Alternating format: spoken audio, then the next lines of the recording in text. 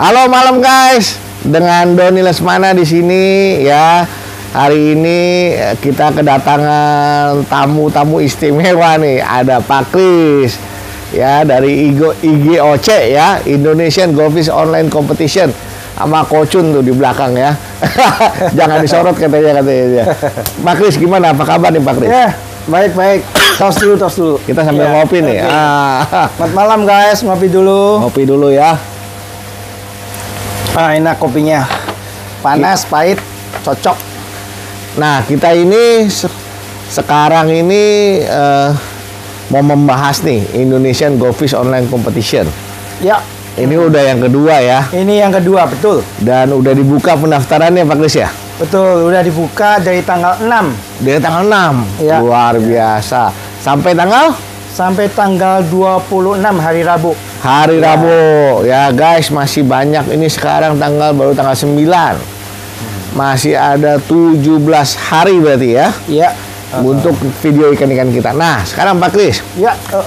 Kebetulan nih kita lagi main-main ya di sini ya. Nah, bagaimana nih optimisme IGOC yang 2022 nih yang kedua nih? Ya, kalau untuk optimis sih kita lebih optimis ya. Karena dari pertama sudah lebih dikenal. Yang kedua adalah animo masyarakat ini, terutama dari masyarakat ikan koki ini tumbuh. Kan perlu diketahui juga kan namanya kontes itu kan bukan hanya online tapi ada offline. Nah, itu dia nanti kita bahas nih ya. Betul. Nah, artinya saling melapisi. Nah, dari situ saya pikir kita ada optimisme lah. Ada optimisme ya? Ya. Kalau nggak salah IGOC yang pertama itu 300 ekor lebih ya? Tepatnya 360. Wah, luar biasa ya. Guys. 360 ekor ya? Ya. Itu dari baby sampai super jumbo. Super jumbo ya? Ya. Nah, sekarang nih target yang IGOC kedua berapa nih Pak Kris? Ya minimal sama lah 360 minimal. Minimal sama ya, kalau bisa mah 500 gitu ya. Betul. Nah, ya. Cuman ya memang kita mesti sadarin kan karena masyarakat koki tumbuh, tapi aktivitas juga banyak tergantung dari stasi ikan, kondisi ikan dan banyak hal lah. Tapi ya kita bersyukur kalau kita sudah bisa melewatin target jumlah yang lalu. Itu. Bersyukur ya kalau udah 310 ya. Ya. Kalau ikan mah banyak, Pak. Ya, itu dia makanya. Cuma nih kalau bicara kontes online nih, ini yang saya rasain Pak Kris ya. Ternyata itu nggak sesimpel yang dilihat orang loh. Iya. Jadi kalau guys, kalian tahu lihat video nih cakep-cakep nih guys, itu nggak mudah guys bikinnya ya kan. Tidak mudah sama sekali, betul nggak Pak Kris? Betul. Jadi memang perlu perjuangan, perlu ketekunan, dan perlu mempelajari, mereview, menganalisis bagaimana membuat satu video. Nah, dan harus hasilnya bagus. Ya. Karena ingat guys, nih sekarang yang akan kita bahas nih, isu sensitif bahwa apakah kontes online itu benar-benar bisa memenangkan ikan bagus, ya kan? Ya.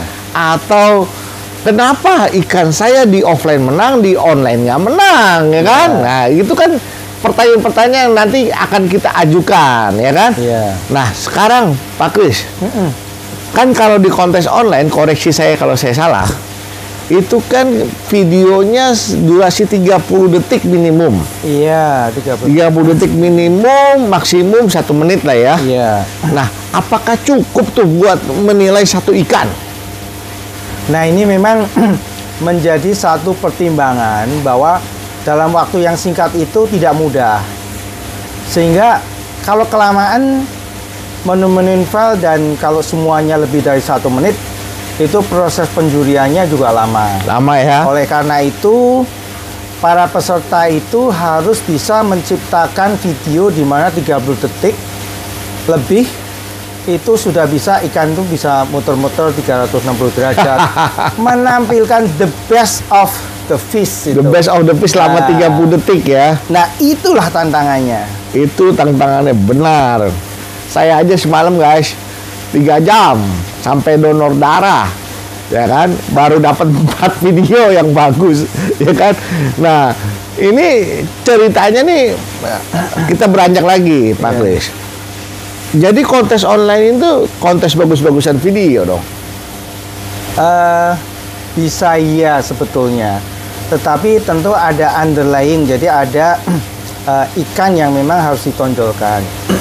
Nah, di sini kan semua ikan mempunyai suatu proses yang sama dalam harus melalui video. Jadi apakah ikan itu bagus, kurang bagus, lebih bagus, semua harus melalui video. Jadi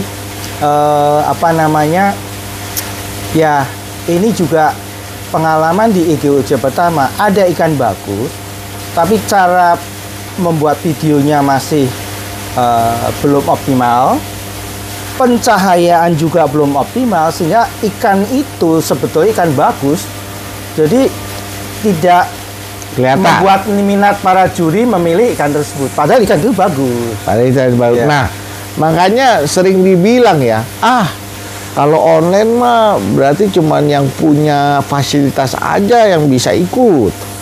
Apakah itu akan mempengaruhi, misalkan nih Pak Kris, ada orang yang punya setting akuariumnya bagus, pakai optik clear, pakai lampu, pakai background, bahkan ada yang di dark room, ya kan, jadi optimal banget. Nah, sedangkan ada penghobi yang biasa-biasa aja, cuman punya tank foto ala kadarnya, yang akrilik tuh, ya kan, lalu kemudian cahaya matahari.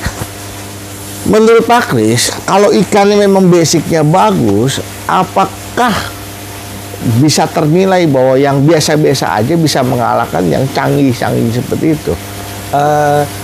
Jadi gini, kalau online itu karena ini berdasarkan video, teknik video juga mempengaruhi.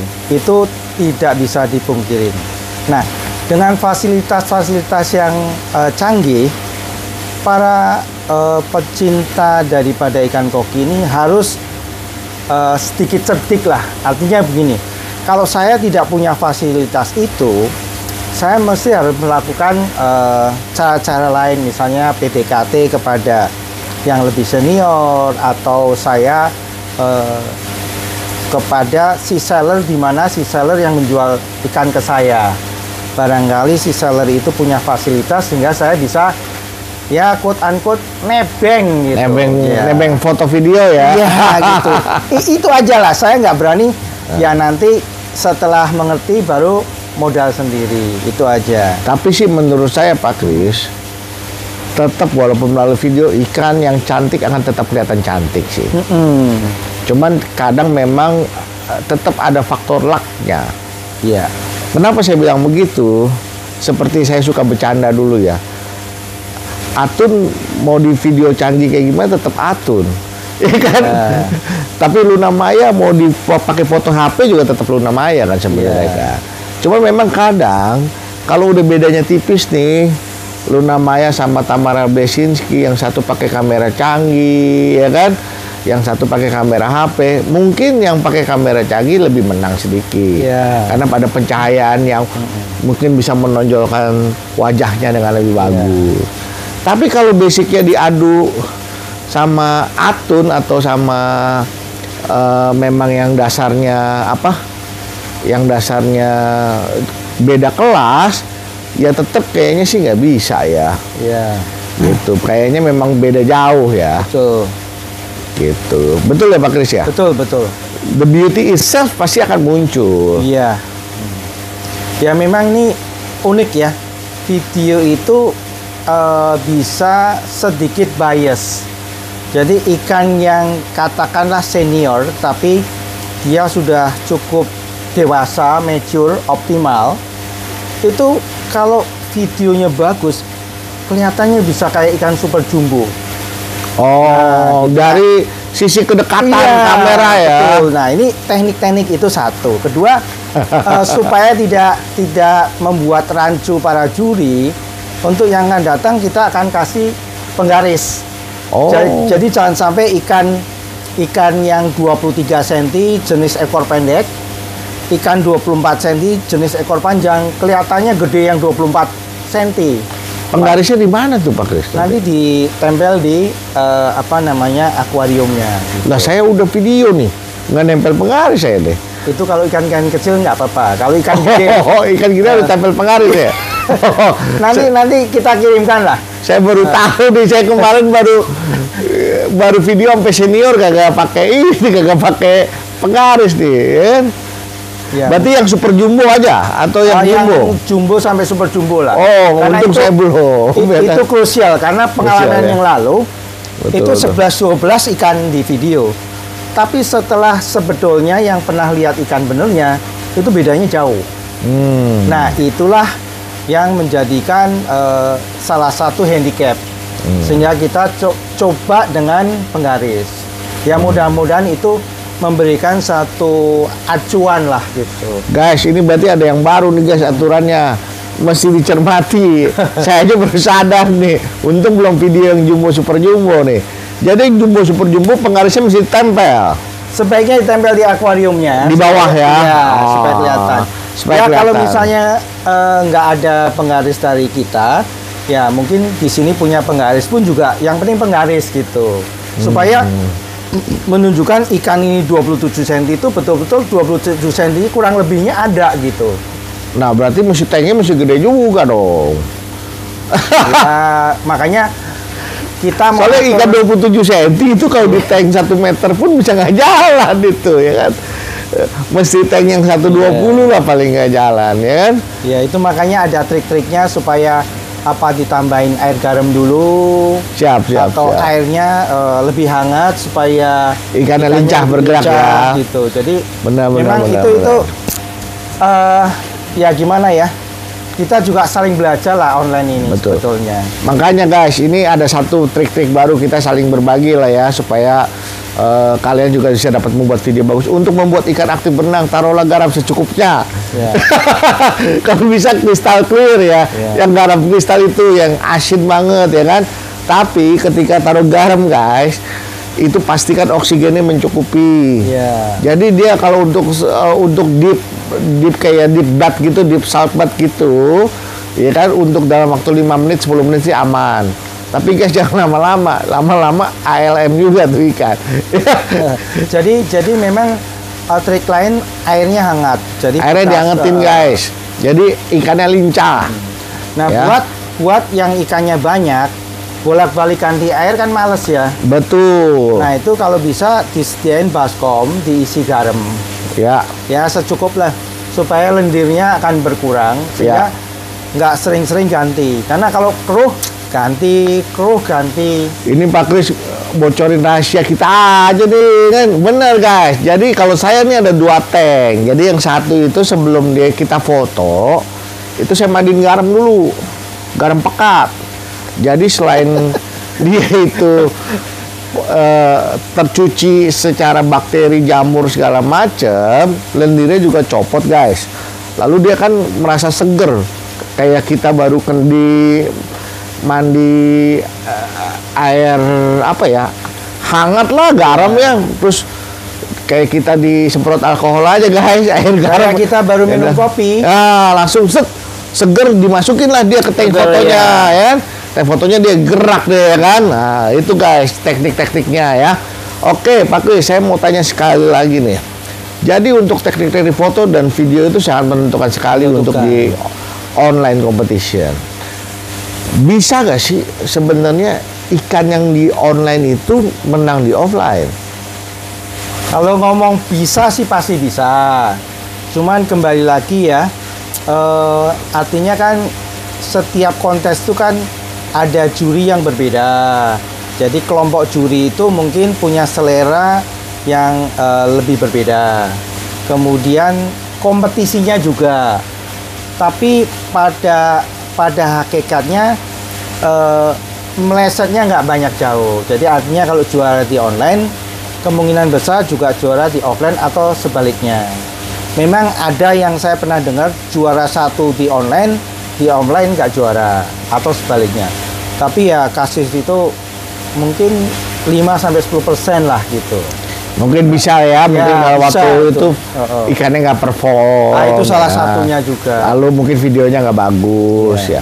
Nah sekarang Pak Kris, kita mau tanya nih satu pertanyaan yang cukup menggelitik ya kan. Ya.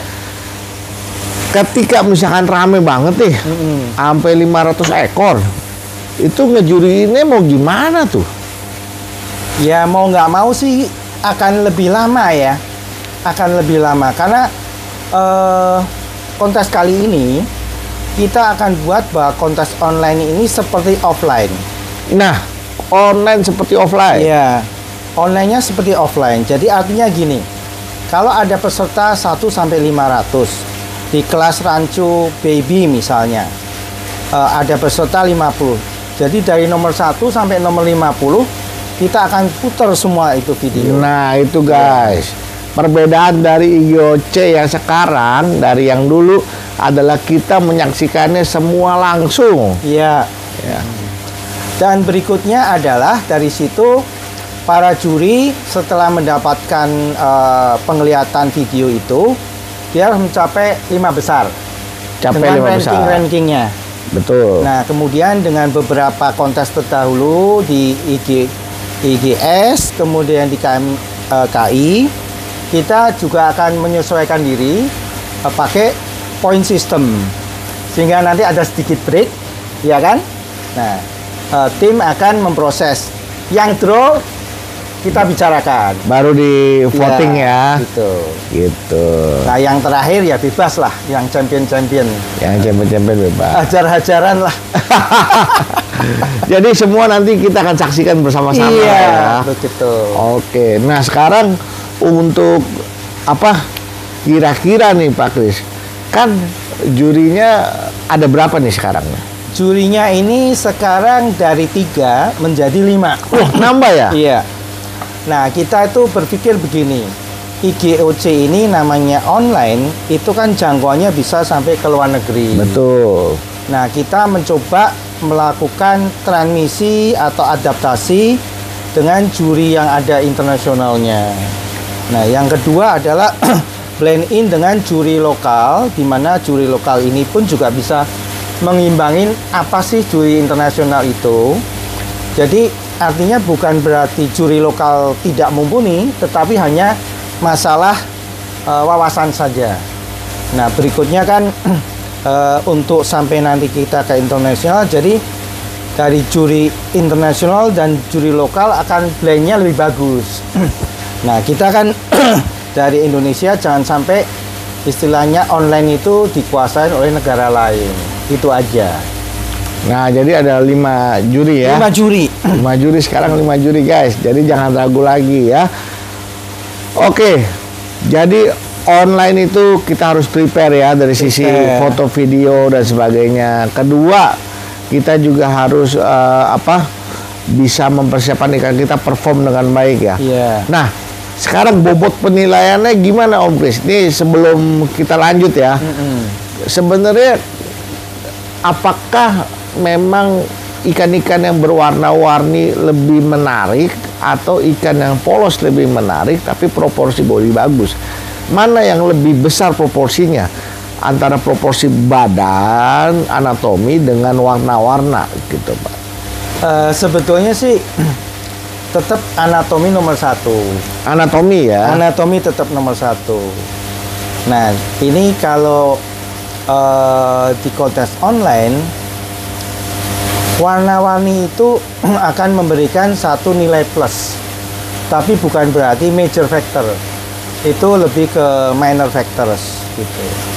Nah namun secara overall itu kalau harmoninya kena itu bisa menjadi kuda hitam. Nah itulah dinamika penjurian. Itu. Nah, dari kita berlima ya tentu akan memilih mana yang terbaik lah, kira-kira seperti itu.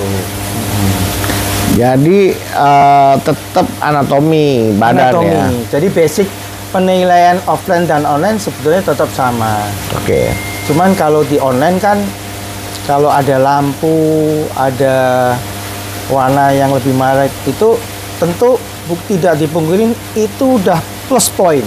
Plus point. Pengalaman saya di yang pertama, juara-juara itu rata-rata ikannya punya warna yang lebih. Itu tidak bisa dipungkiri. Tidak bisa dipungkiri ya, karena mau nggak mau bercerita tentang video sih ya. Oke. Oke guys, seru kan? Jadi tidak selamanya kontes online itu nggak seru. Tidak selamanya juga offline itu bisa lebih bagus daripada online. Jadi sama-sama ada plus minus guys. Nah, plus minusnya itu kalian yang tentukan sendiri. Tapi kalau saya pribadi, saya akan ikut dua-duanya guys. Dua-duanya mempunyai kesulitan dan kesenangannya tersendiri ya. Yang pertama, kalau saya online nih Pak Kris, saya itu menemukan cara mengapresiasi ikan saya sendiri dan ikan customer yang dititipkan ke saya. Bagaimana menciptakan keindahannya dia dalam bentuk video, ya kan? Yeah. Nah, kalau di offline saya itu mengalami yang namanya sukacita dalam menghandling, biar itu ikan perform di tempat dan sebagainya. Nah, kalau di online itu handlingnya apa? Bagaimana membuat foto dan video dengan sebaik mungkin. Yeah. Jadi dua-duanya ada plus minus, dua-duanya ada keseruan tersendiri, dan dua-duanya adalah dinamika koki Indonesia yang perlu kita dukung, ya. Nah, jangan lama-lama, langsung daftar bisa ya? Bisa langsung daftar bisa. Di daftarkontesonline.com ya. Kalau nggak salah nih ada kejutan kalau nggak salah yang kali ini ya. Yeah. Harganya turun. Nah, untuk harga ini kita belajar dari yang lalu ya. Kemudian dari berbagai masukan-masukan, sebetulnya harga itu price sensitivity-nya untuk di kalangan tertentu tidak masalah. Tetapi kita sadari bahwa kita memang mau memajukan masyarakat hobi ikan koki. Setuju. Jadi pemula-pemula yang ikannya bagus-bagus yang katakan belum punya confident atau punya confident ikannya belum ada, itu dengan entry-nya yang disesuaikan tentu diharapkan akan lebih semarak itu. Nah, kita langsung buka aja nih. Baby Junior turun harga ya, Pak ya? Betul. Baby Junior turun harga jadi 150.000 guys. 150. Nah, murah kan? Makanya jangan ragu buat foto video. Buat yang punya baby, yang punya junior, ayo naik kelas untuk ikut show ya. Kalau ikut show-nya di offline kejauhan, repot bawa ikan, masih kerja. Nah, sekarang ada sarananya di online ya. Oke, ikut ya. Nah, tapi yang senior sampai 7 naik harga nih kayaknya nih. Ya, otomatis offsetting disesuaikan dengan kelasnya. Saya takut kalau pricing-nya sama, yang punya ikan mungkin merasa kurang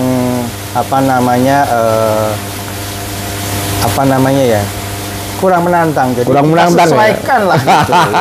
Dan ya gimana? Jadi kontes online ini salah satunya uniknya begini. Kita kasih waktu yang saat ini adalah sekitar 20 hari. Yang lalu kan 1 bulan karena ini kepotong 1 bulan, betul. Nah, ini ada triknya begini. Kalau ikannya itu mau oversize, bisa di video dulu. Bener sekali kayak sekarang nih saya. Iya. Ya. Kalau masih undersize, apalagi yang kelas-kelas baby, dalam waktu kita gebukin dulu. Gebukin atau dibikin gede itu seminggu bisa 1 sampai 2 cm itu mudah gitu. Betul. Setuju. Itu uniknya sih. Setuju. Nah, makanya itu kelebihannya kontes online ya. Yeah. Tapi terakhir nih, ini udah lama banget, udah setengah jam kali ya. Waduh. Oke. Kan yang lalu kita cuma dapat sertifikat nih. Iya. Kali ini dapat piala semua dong. Betul. Jadi kali ini memang ada perubahan, seluruh peserta dapat sertifikat. Woi, menang nggak menang tuh? Menang nggak menang? Menang nggak menang dapat sertifikat guys. Nah, yang kedua, para juara akan dapat sertifikat juara plus piala.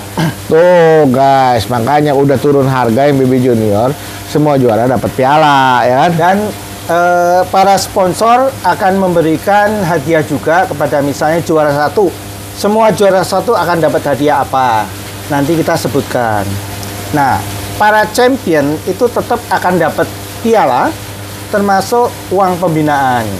Nah, uang pembinaannya sama seperti yang waktu lalu. Oh, masih dapat 5 juta dong? Iya. Kalau GC. Udah ngincer GC aja kita ya. Dan tetap ada hadiah para sponsor. Mantap, luar biasa. Sementara juara umum belum diterbitkan, mungkin belakangan nyusul. Belakangan ya. Oke, siap.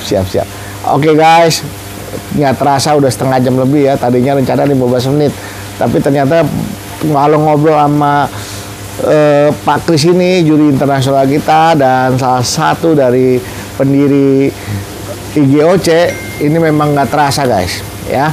Oke, pesan kita cuma satu ya Pak Kris ya. Siap. Ikut semua kegiatan untuk memajukan koki Indonesia. Yuk piara koki. Yuk piara koki kita keren. Koki keren.